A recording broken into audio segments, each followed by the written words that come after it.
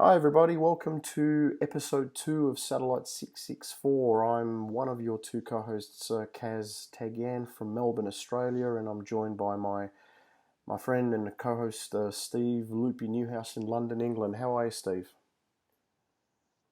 All good, mate. All good.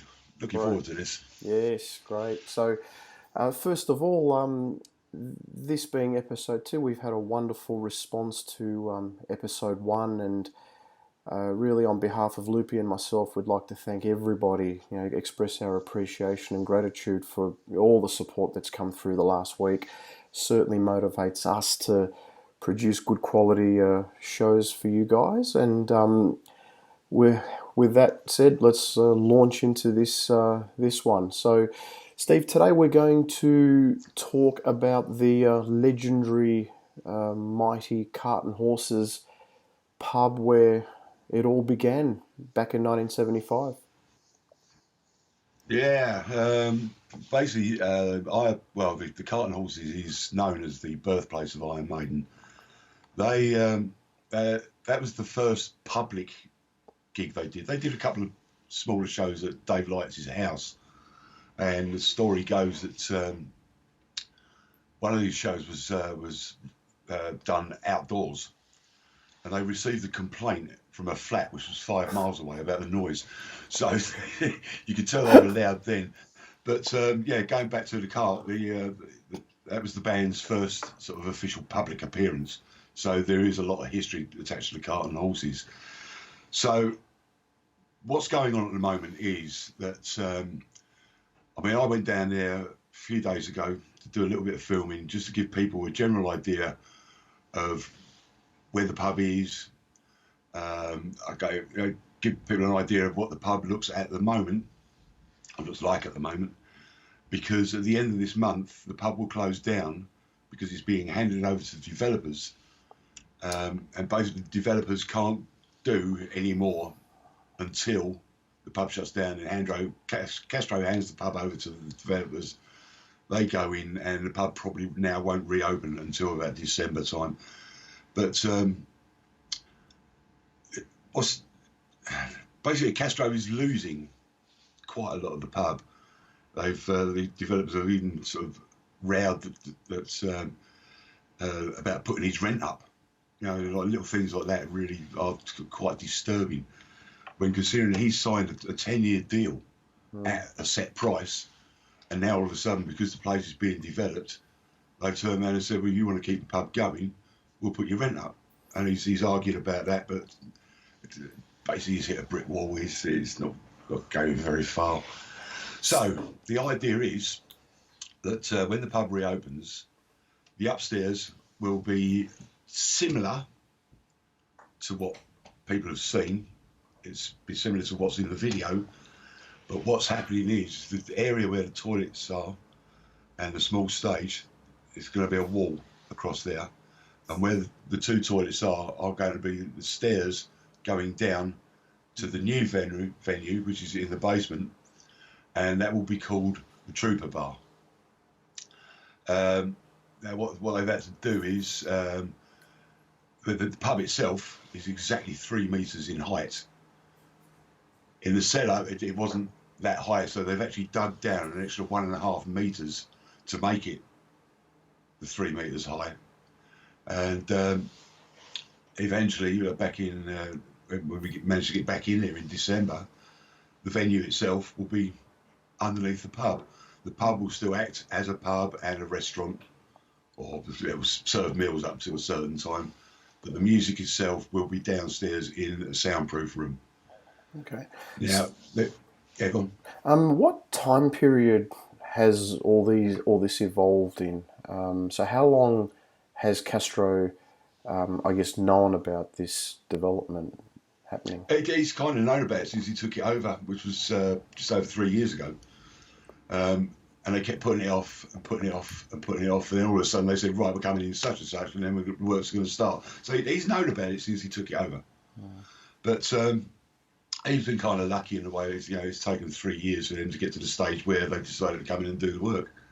In that time, he's actually built the pub up to what it is now. And has there been any, I guess, moves to curtail the development or any appeals to the local council to stop it at all? No, basically Castro's hands were tied. He knew it was coming. That there was, if he was going to make that complaint, he should have done that a long time ago, but he didn't. Um, so, to answer your question, no, nothing's been done. It's a shame. It's a real Yeah, shame. It's a bit sad because we've lost a few iconic landmarks of Iron Maiden history in London, haven't we? I mean, the Rus yeah, Ruskin Arms. yeah, the Ruskin Arms isn't there anymore, and I guess Uh, now we're really on the eve of losing arguably the most legendary of them all, the Cart and Horses. So yeah. will there be any, I guess, reminiscences of the current pub after the development?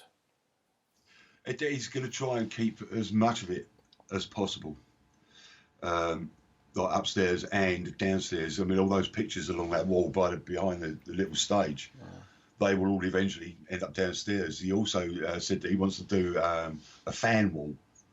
So basically, if you have people go in and sort of go, well, here's a T-shirt, he'll frame it. He'll put a little note saying that it was donated by, and this will all go up in a frame on a special wall called the fan wall.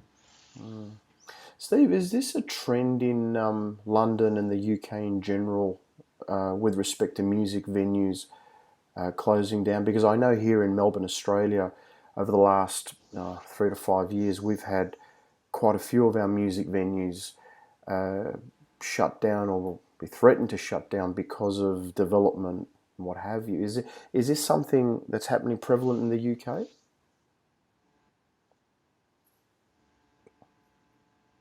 Yeah, I'm kind of losing you a little bit there, Oh, Kaz. I understand what you're saying, though. Yes, it is a trend. I mean, there's not only the Cart and Horses. There was the Bridge House, which was sort of well known for Iron Maiden playing back in the 70s.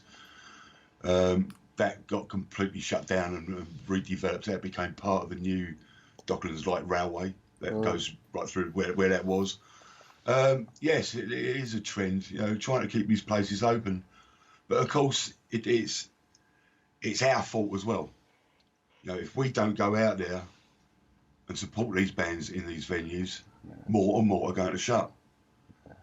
absolutely. I'm guilty of it. Lots of people are guilty of it. It's just the way it goes. Absolutely. So really, we're going to be left with Eddie's lamppost in North London and Yeah, Hammersmith. That's pretty yeah, much it. yeah. So, And even that's changed its name. oh yeah, yeah.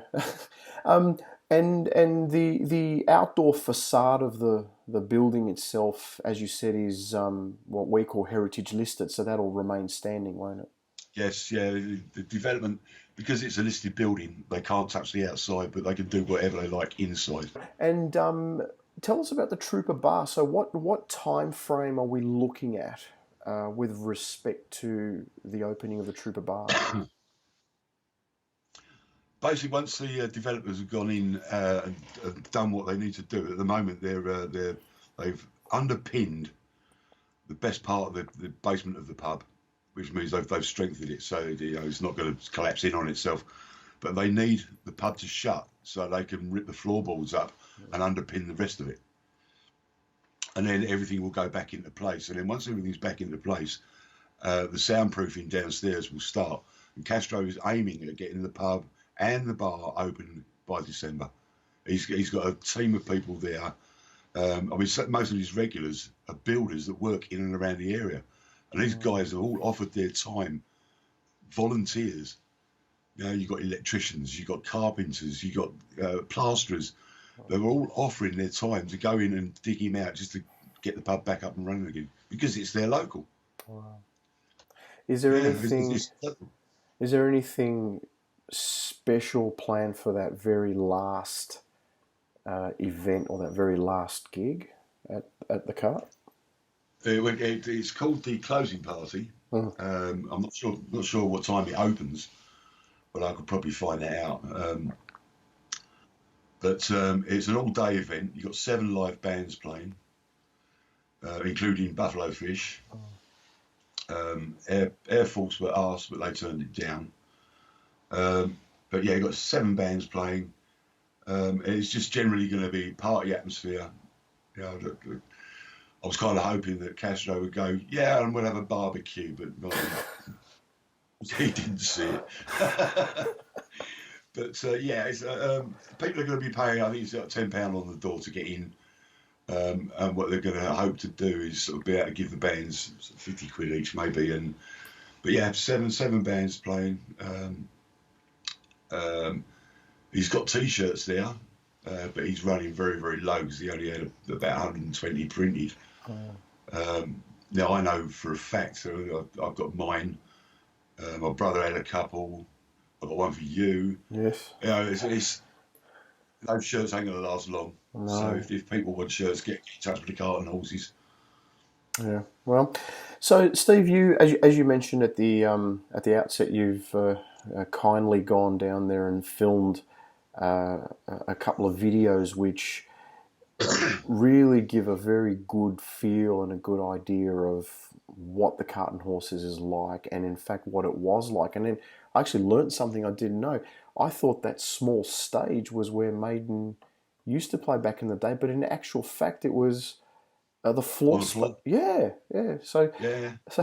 so we all the fans are there taking photos on the small stage. In actual fact, we all should have been taking photos on that floor space.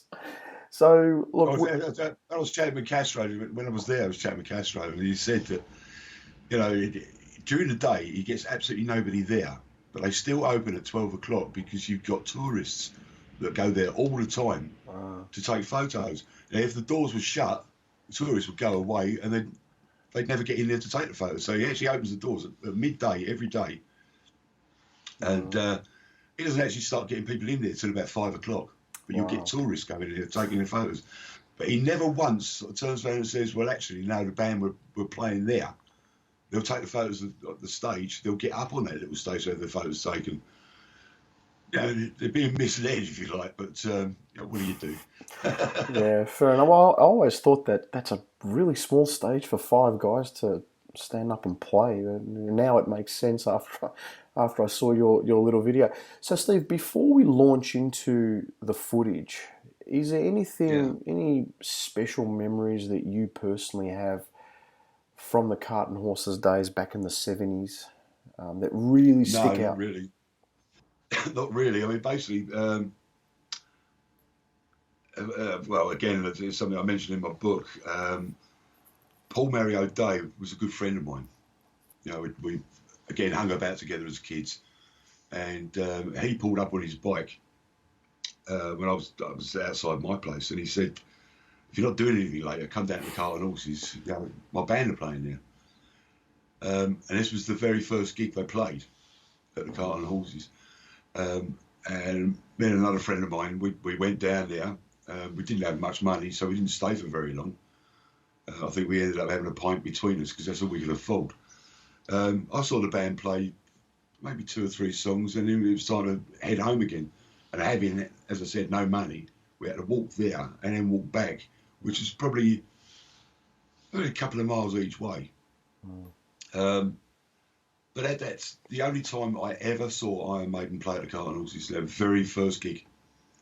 Wow, you were at the very first gig. All I remember. Wow. Yeah. Any recollections from that night? Anything interesting? No, so I couldn't tell you what the songs were. I know that Paul Day spent the best part of the evening because he had. That's one of the reasons they let him go, because he actually didn't have a great sort of stage presence, if you like. But he was walking around in circles around his mic stand. That's as good as it got. But as I said, we were only there for probably about 15 minutes, 20 minutes, and we left. Interesting. All right. Well, it is sad to hear about the the twilight or the demise of a not just a Maiden icon or an iconic Maiden landmark, but a London landmark. So, look, well, yeah. I mean, I've got to just hold this up, show that to the camera. There. Well, this is an application form for the London Blue Plaque Scheme. Basically, what we're trying to do is get the pub recognised as the birthplace of Iron Maiden. If we can get that blue plaque put up on the outside of the building, it kind of protects the place, if you like. We're trying to get certain ministers from Parliament involved.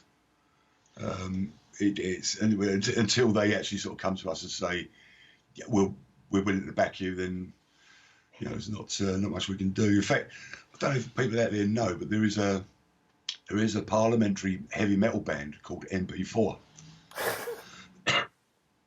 And these are a real mixture. I mean, you've got one guy from he's with the Scottish Nationalist Party. You've got two Conservatives, and you've got a Labour member, and they all joined up and called themselves MP4. Now, we tried to get them to play at the Carlton Horses before it closed, and we were actually given the date of June the 22nd. But Castro's had to fill that spot with somebody else because the MP4 didn't actually come back in time. But even when they did come back, they turned around and said, look, because of what's happening at the moment, the change of Prime Minister, etc., they didn't think it was a good idea to be doing any shows at the moment. So that's all been put back. Hopefully we'll get them back there sometime in the new year. But yeah, it's astonishing what you find out. It's interesting how British politics even affects something as interesting as a Carlton Horses. Yeah. So, all right then, it is. All right, well let's look. Let's show the video. Let's launch into the video. We hope you enjoy it, and we shall talk to you soon. Well, ladies and gentlemen, that is the Carlton Horses. I'm at Maryland Point, Stratford E15, London, and that's what the outside of the pub looks like. Might be a crappy picture because I'm staring into the sun. I shall leave it there, and I'll go head inside and carry on from there. There's another shot from the outside. With workmen all over the place. The place is being redeveloped, so you swing that way. You just see the scaffolding at the back of the pub. They're putting in apartments at the back there, so Castro is going to be losing half of the ground he had. But progress apparently. What do I know? Right, this is Castro Paggioni. This is the owner of the Carlton Horses. And what we'll be doing very, very soon, but probably a few months, wait to get the pub back up and running. I'll come back and I'll do a quick interview with young Castro. Why not? Why not indeed? Why not? Thanks, mate. Cheers. No problem. Thank you. This is the view from the inside the pub from the door. That's the bar over there in that corner. I'll swing round to my left. That's the smaller old stage. It's now used as an eating area when they change this place around. Got the gents' toilets just over there. A very good looking door. And this area to my left, as I swing round, that is the floor that Iron Maiden used to play on.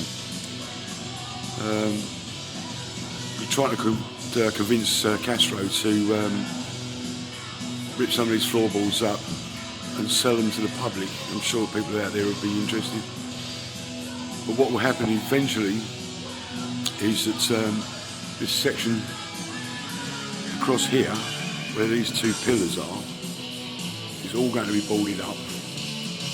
That door is going to be taken downstairs to the new venue, which Castro is going to call the Trooper Bar.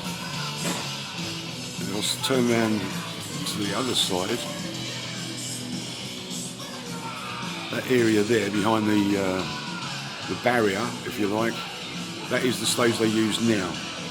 And it's quite a big open space. They've got a drum riser that fits just at the back over there.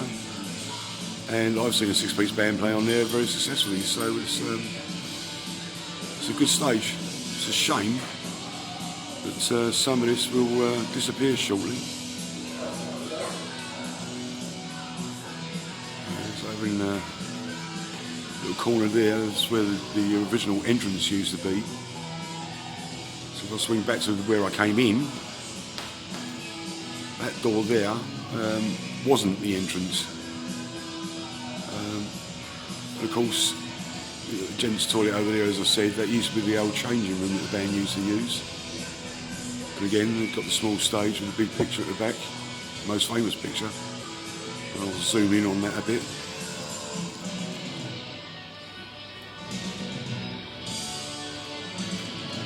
That's Castro's Wall of Fame. Wasn't bad, is it? And then the little cubicle over there. And through that door is the ladies' toilet. Unfortunately, the door isn't as exciting as the men's. Right, this is the smoking area. Just over the back there, you can see where they're digging up some of Castro's, well, what used to be his yard. It's all gone now, all gone. So, take you down these stairs into the smoking area. A couple of people sitting out here, but I won't disturb them too much. Swing round. That big poster there, that goes on the pool table to cover it up. And then there's that there. There you go, ladies and gentlemen. That's the birthplace of Iron Maiden. Hope you enjoyed it. Bye.